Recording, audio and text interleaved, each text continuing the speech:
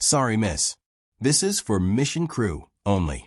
She didn't argue, just nodded and stepped outside the hangar doors. No badge, no clipboard, no protest. She waited, quiet, unnoticed. Inside, the colonel scanned the room, eyes sharp. "Where is she?" Blank stares. "She's the reason we're still breathing. Find her." By the time they turned, she was already walking in, and the room fell completely silent. If you believe presence needs no permission, type "she waited once."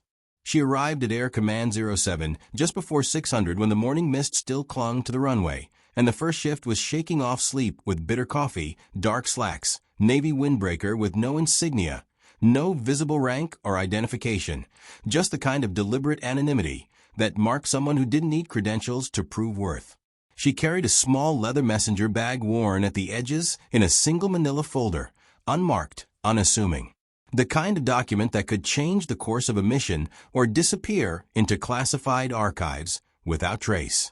The hangar was swarming with activity. Pilots checking flight suits. Ground crew running final diagnostics on equipment. Intelligence analysts hunched over tablets displaying satellite feeds that updated every 30 seconds. Launch protocols were in motion. That particular rhythm of controlled urgency that preceded high-stakes operations. 2 junior officers manned the security checkpoint at the main entrance. Lieutenant Morrison, fresh from the academy with regulation haircut and by-the-book posture. Sergeant Chun, 3 years in, but still eager to prove she followed protocol to the letter. Ma'am Morrison stepped forward with practiced politeness. "This briefing is for mission crew only. I'll need to see your authorization." She looked at him. Not challenging, not irritated, just looking. The way someone looks at a chessboard before making a move, they've calculated 3 steps ahead. "I don't have written authorization." Chun consulted her clipboard, scanning names with bureaucratic precision. "Ma'am, if you're not on the list, I understand." She stepped back from the checkpoint without argument. No protests, no demands to speak to supervisors, no pulling rank that she clearly possessed but chose not to display. She moved to the side of the hangar wall, positioning herself where she could see the runway through the open bay doors. Then she simply waited.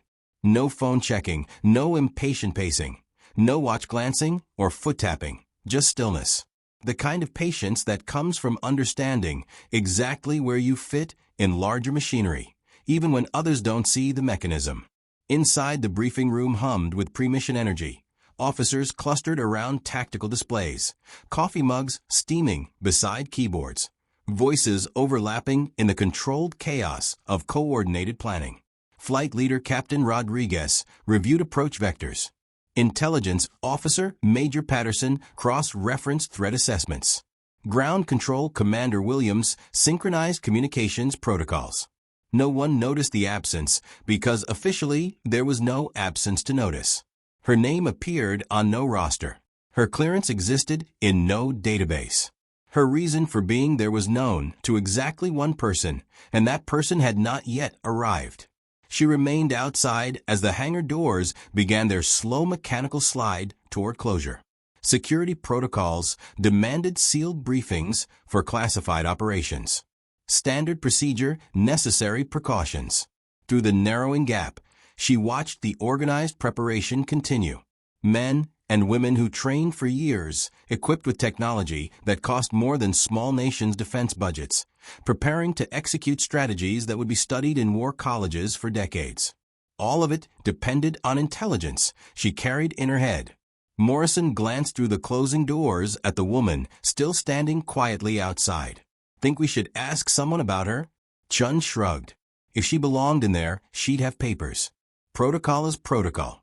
The doors sealed with a soft pneumatic hiss.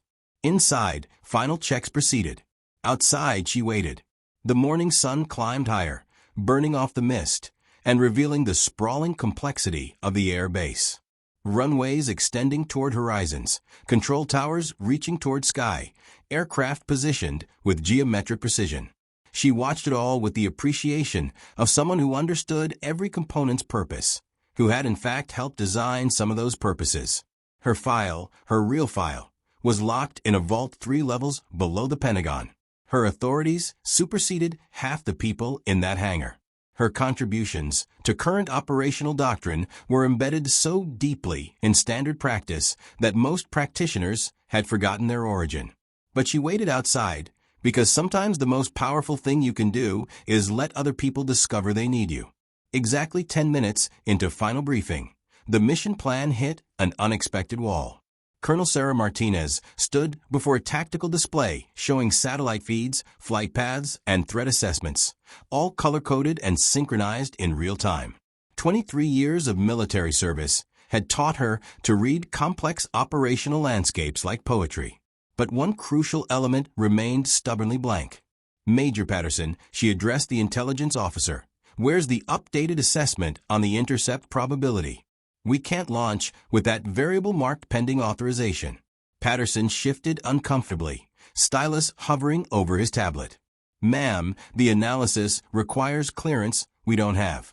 The threat pattern is unprecedented. Outside our current predictive models, the colonel's eyes narrowed. This operation, code named Meridian Echo, had been planned for 3 months. Intelligence gathered from 7 different sources. Strategic importance that extended far beyond the immediate tactical objectives. But one piece of the puzzle remained missing, the most critical piece. Colonel Captain Rodriguez spoke up from the flight planning station. We could proceed with the original approach vector, except the risk margin. Negative. Martinez's response was immediate. Risk margin on this op is 0 tolerance. We need that assessment. She scanned the room, counting faces against her mental roster. Mission planners, intelligence analysts, flight crew, ground support coordinators, all accounted for almost all. Where is she? The question dropped into sudden silence. Officers looked at each other, uncertainty flickering across faces accustomed to certainty. Operations Aide Lieutenant Walsh flipped through his electronic roster with increasing urgency. Ma'am, everyone on the list is present and accounted for. Not everyone. The colonel's voice carried the weight of frustration mixed with growing concern. I specifically requested her presence. She's the one who identified the threat pattern in the first place. Without her analysis, she trailed off, realization dawning. Sir, Morrison's voice cracked slightly from the security checkpoint. There was a woman earlier, no credentials. We asked her to wait outside. The color drained from Colonel Martinez's face. In her 23 years of service, she had made exactly 3 career-defining decisions. Each had involved trusting people who operated outside normal chains of command. Each had saved lives that would have been lost to bureaucratic protocol. This woman represented the possibility of a force such decision. Describe her. Dark clothing, carried a folder, didn't argue when we turned her away. The colonel's jaw tightened with a particular tension of someone realizing a critical error had been made by well-meaning subordinates. Go get her now. But before anyone could move, the side entrance opened with barely a whisper. She walked in. No badge swinging from a lanyard, no rank insignia on her shoulders, no clipboard or tablet marking her as belonging to any particular department. But every officer in the room felt the shift when Colonel Martinez straightened to attention. Ma'am, the colonel said, her voice carrying both relief and respect. You're the only reason this operation is still viable. The woman nodded once, acknowledgment without ego. Then she stepped forward and handed Martinez the manila folder. Without a word, she walked directly to the central tactical display. Her finger traced a path across the screen, highlighting a corridor that had been marked as acceptable risk. She made one small adjustment, a single-line modification that changed the approach vector by exactly 2.3 degrees. The entire room fell silent as the implications cascaded through their tactical understanding. That small change avoided a kill zone none of them had seen coming. If you believe real leaders don't wait for permission, type she waited once. Her story began 7 years earlier in a classified facility that officially didn't exist, working on programs that would never appear in public budgets.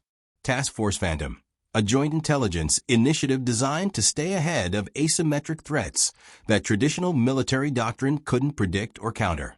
She had been recruited directly from MIT's Applied Mathematics program, where her doctoral thesis, on predictive modeling had caught the attention of people who understood its implications for national security.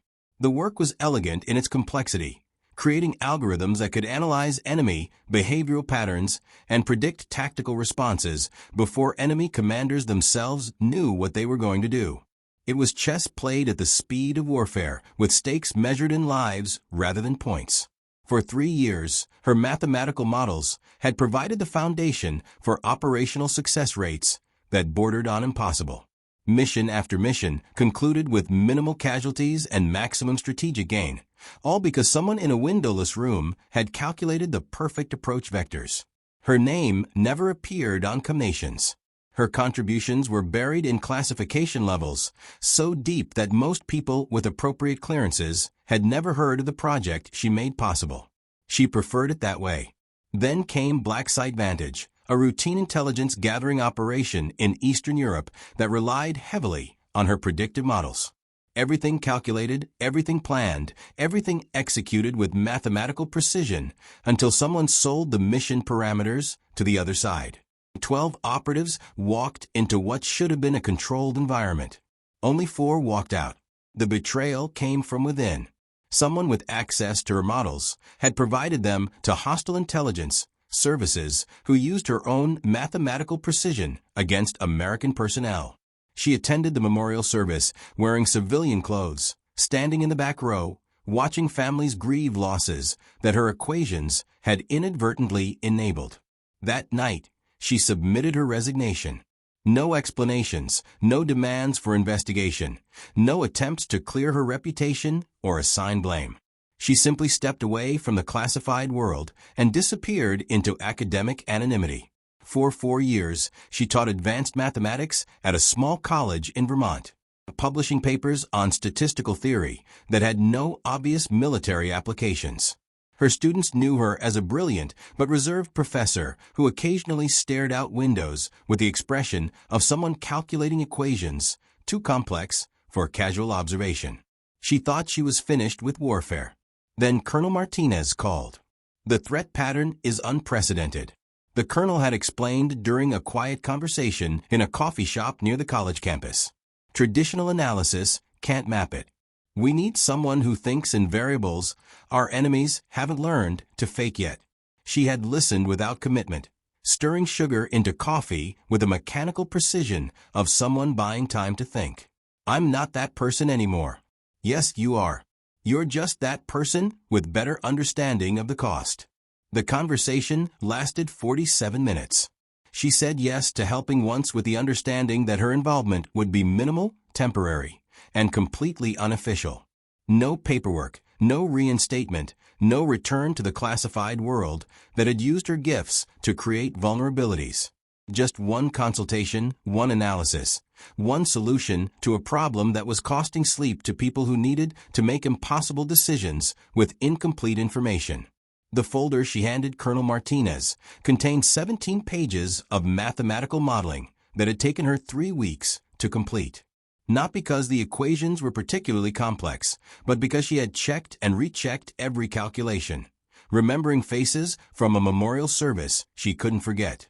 Her modification to the tactical display, that small line adjustment, represented hundreds of hours of analysis distilled into a single strategic insight.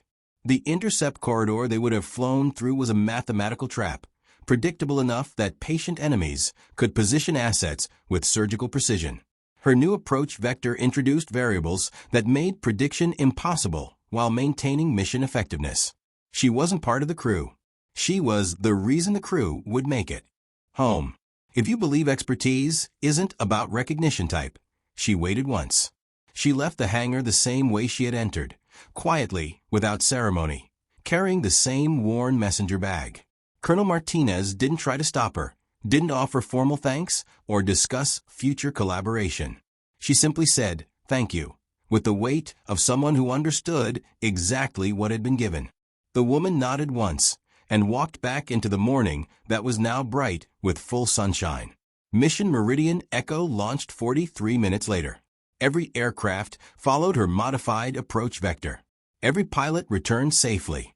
The tactical objectives were achieved with a kind of precision that would be studied in military mice for years.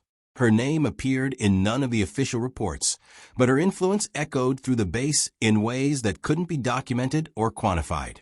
The next day, Lieutenant Morrison and Sergeant Shun were reassigned to perimeter security duties.